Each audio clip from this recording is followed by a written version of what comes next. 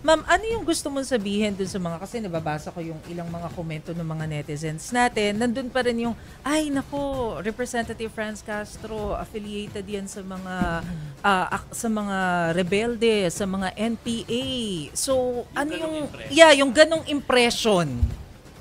Well, matagal na yan, estudyante pa lang ako, ganun na yung impression. Kasi parang kung sino man yung nagsasalita na pumupuna sa gobyerno, parang kinoconsider na agad dyan na rebelde or yung mga ganito.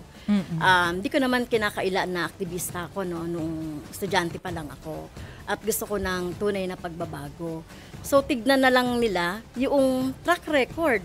Ano ba yung ginawa ko as legislator or as teacher before, no, ano yung ginawa ko.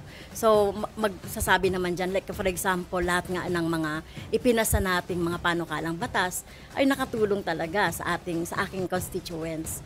So yun yung ano naman doon, yung masasagot ko diyan, yung aking track record at ano yung naging hindi rin ako involved sa mga graft and corruption. Naging simpleng pamumuhay lang ako katulad ng sinasabi sa Code of Ethics.